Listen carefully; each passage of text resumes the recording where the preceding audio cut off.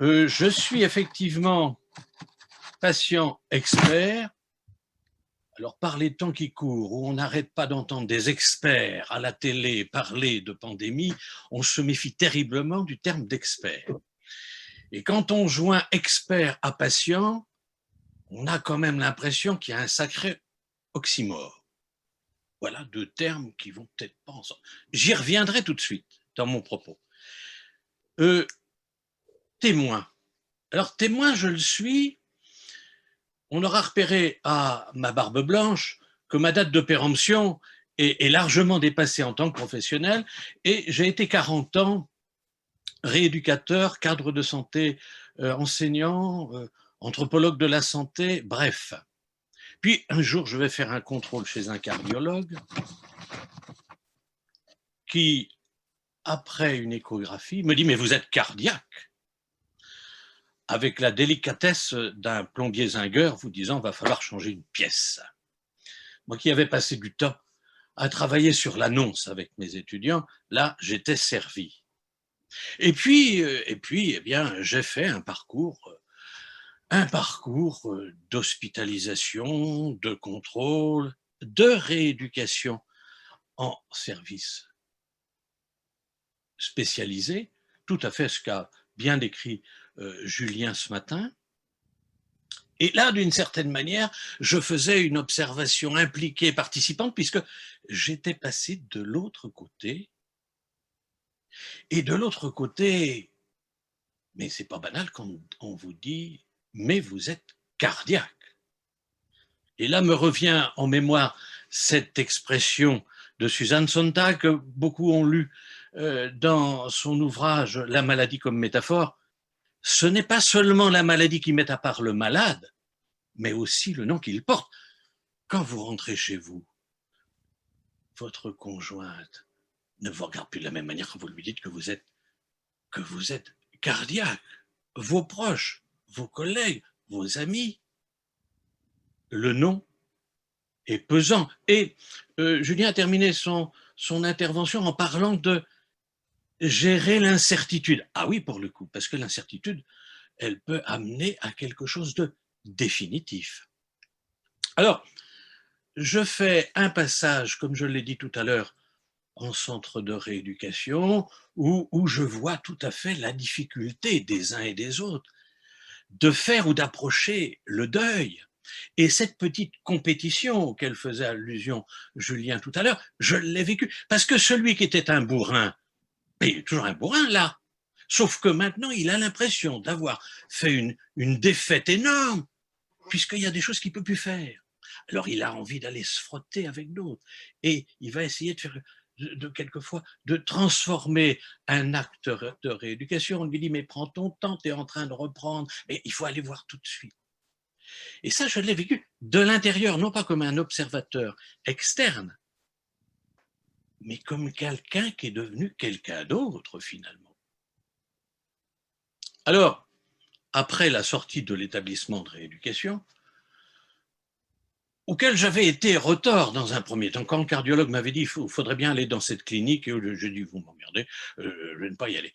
Et puis en fait, ayant pris langue des uns et des autres, je me suis aperçu que c'était extrêmement important et je ne regrette pas, et c'était tout à fait formidable.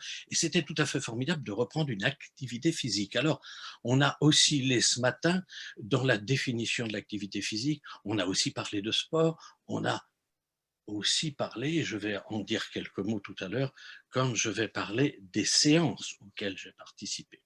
Alors, au fil du temps, après ma sortie, 3 semaines de rééducation, réadaptation, eh bien, on m'a proposé de rentrer dans un club Cœur et Santé, Julien y a fait allusion, et 2 fois par semaine, depuis 7 ans, interrompu depuis le mois de mars évidemment, mais depuis 7 ans, 2 fois par semaine, je vais faire des séances de groupe d'activité physique sur ergocycle, sur la marche, sur du yoga, etc., etc. Bref, une dynamique d'un groupe qu'on pourrait dire un groupe identitaire des cardiaques. Et d'ailleurs, les clubs Cœur et Santé appartiennent à la Fédération française de cardiologie. Et on le fait sur le plateau technique de la clinique qui, à partir de 17h, n'a plus d'activité et met à disposition, encadré par un professionnel APA, activité physique adaptée et de santé, et par des bénévoles qui ont été formés aussi. C'est extrêmement important. Et voilà, il y a 3 ans, on m'a demandé si je voulais bien témoigner et participer à des séances d'éducation thérapeutique du patient au CHU, dans le service de cardiologie du CHU Pontchaillou à Rennes. Ce que j'ai fait bien volontiers. Et là, j'ai rejoint dans ces séances 2 infirmières qui reçoivent 5 à 6 personnes, la plupart du temps accompagnées de leur époux ou épouse, voire pour certains plus âgés, quelquefois d'un de leurs grands-enfants. Et avec ces 2 infirmières, il y a souvent un stagiaire APA et moi-même. Alors, voilà comment les choses se passent. Ces infirmières, qui ne sont pas en blouse blanche, on a l'impression d'être et on n'est pas dans un service, on est à un autre endroit de l'hôpital, une espèce d'espace neutre d'une salle de réunion. Et là, eh bien, il va y avoir de l'information donnée tout à fait bien par ces infirmières. Et puis, peu à peu, des échanges vont s'instaurer avec les personnes. Puis ensuite, le stagiaire APA va parler de l'activité physique et puis vient mon tour de prendre la parole en tant que père, en tant qu'insuffisant cardiaque, comme eux.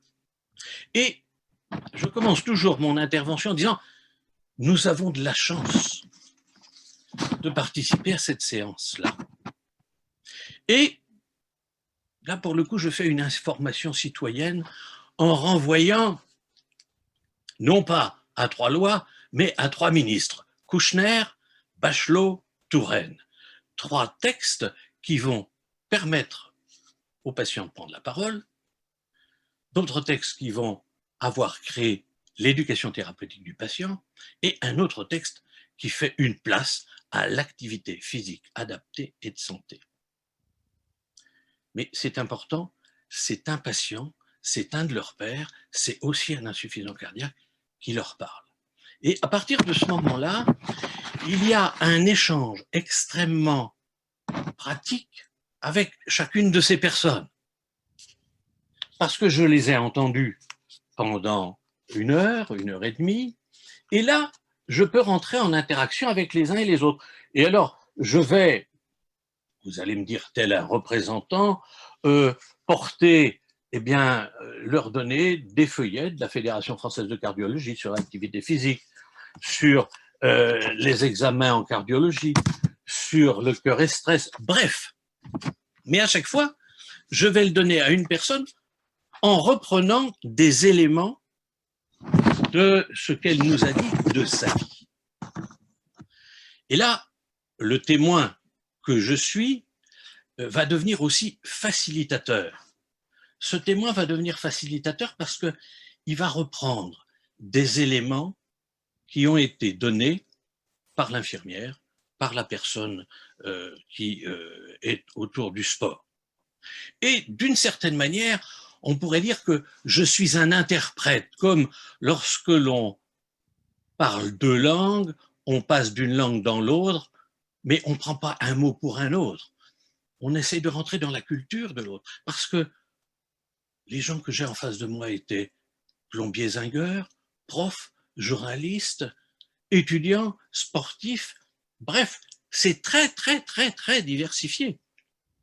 Alors, il y a l'écoute et le partage d'expériences avec ses participants, il y a la capacité d'interpréter, de redire des choses. Et là, le père aidant, le patient expert, on va garder cette terminologie-là, laissant tout à l'heure à Ève le soin de préciser les nuances, le patient expert, eh bien, d'une certaine manière, il est aussi entendu par les soignants et il est entendu par ces personnes et il va essayer de faire le lien par rapport aux habitudes de vie qu'ils avaient et aux nouvelles habitudes de vie qu'ils vont devoir prendre. Un exemple, vous parlez à des gens de Saint-Malo ou de Cancale en leur disant ben maintenant que vous êtes cardiaque, plus question de manger une douzaine d'huîtres, hein, parce que là, il faut arrêter ça. Alors, les gens viennent et disent mais c'est pas possible, vous vous rendez compte, voilà que la diététicienne m'a dit de passer mes huîtres sous le robinet. Bon, alors, évidemment, vous allez avoir certainement d'autres manières en tant que patient. On peut blaguer les collègues, on est leur égal. On est de la même nature, maintenant de la même identité. Et je pense que c'est un élément important parce que ce facilitateur, il peut être amené à amplifier la parole du soignant ou à la reformuler, mais aussi sous son contrôle. C'est-à-dire que à aucun moment, il va se mettre à la place de. Je dirais tout à l'heure qu'il s'agit de ne pas se tromper d'identité et de ne pas usurper son identité. Mais je peux vous dire que l'intervention du patient, là, va libérer d'une certaine manière la parole. Et aussi la parole du conjoint, la parole de l'autre, celui qui va vivre constamment avec la personne blessée, malade. Et finalement, ce facilitateur, il va devenir passeur, faiseur de pont. Il a été d'une certaine manière initié, il est passé par là, il a vécu la même chose que vous. Alors on va lui poser des questions sur, dites donc, ils m'ont donné tel médoc là, qu'est-ce que vous en pensez? Ah mais écoutez, moi je n'en pense rien, je n'ai pas à vous dire, à faire des commentaires là-dessus, mais en revanche, voilà à qui vous pouvez en parler, voilà le type de document que vous allez aller voir, et vous êtes effectivement passeur. C'est aussi, finalement, aider les personnes à entrer dans une nouvelle identité, préparer un nouveau rôle social, et finalement, c'est transmettre l'expérience d'un quelqu'un qui a un trouble cardiaque à quelqu'un d'autre qui a une autre trouble cardiaque. Hein. Et on va faciliter l'expression du vécu de ces patients et de leurs proches. Activité physique adaptée.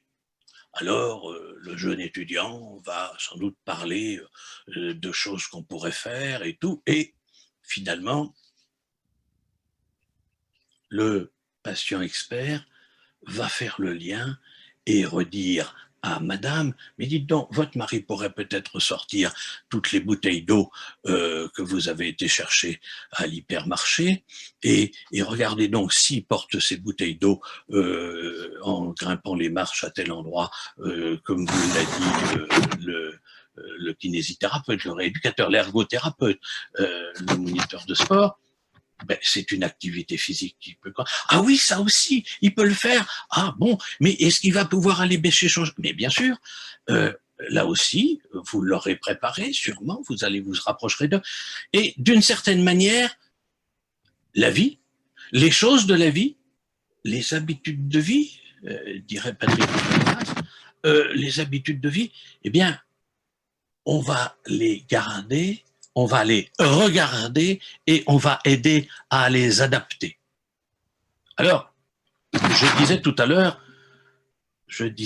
l'heure que patient expert, c'est peut-être un oxymore.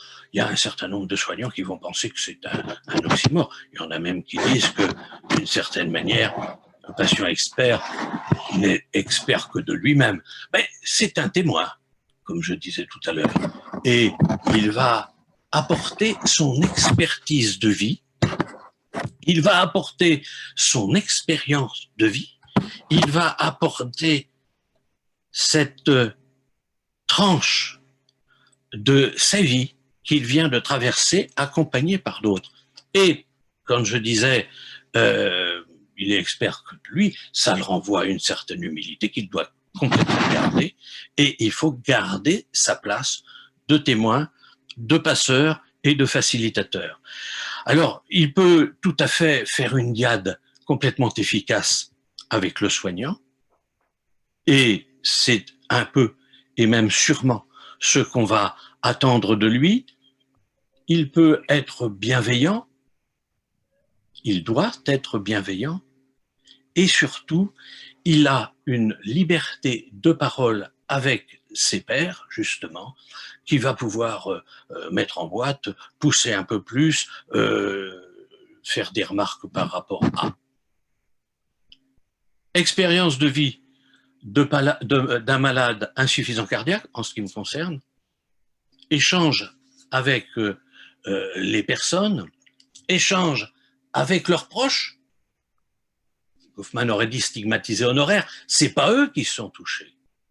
Mais par ricochet, ils ressentent aussi la maladie. Et je pense que nos collègues, Paul Fabien et Anne, auraient pu le dire tout à l'heure par rapport à l'amputé. C'est-à-dire que le proche, quelque part, il est touché aussi par ça. Et c'est extrêmement important. Et Julien insistait tout à l'heure sur l'activité de groupe. Et là, je reviens à l'activité que j'ai 2 fois par semaine avec mes collègues. On est quelquefois en l'espace de 3 heures, on va rencontrer 50 personnes. Il y a des échanges informels, il y a une multitude. On revient vers moi pour me poser quelques questions.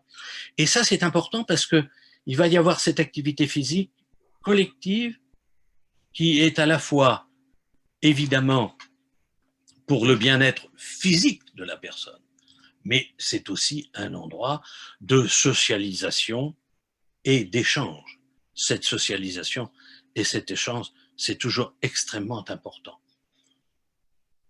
Et tout à l'heure, Anna a parlé de quelqu'un, en parlant de l'ancien patient. Ben, l'ancien patient, effectivement, n'est plus hospitalisé ou en établissement de rééducation, mais finalement, par les visites régulières qu'il va faire chez le thérapeute, en l'occurrence le cardiologue, il n'oublie pas qu'il est toujours patient. Même si la chimie de la pharmacie a équilibré les choses, même si l'activité physique maintient mais l'ALD, mais un certain nombre de ressentis que l'on va avoir partagés avec les autres, fait que finalement, le patient expert, c'est un témoin, c'est un facilitateur, c'est un passeur, mais c'est aussi un compagnon, compagnie, celui avec lequel on partage quelque chose, cette notion de partage. Puis je terminerai en disant que c'est sûrement un agent double, mais il n'oublie jamais que derrière le corps en soins, il y a une personne, et c'est cette personne que le patient expert va rencontrer. Merci de m'avoir écouté.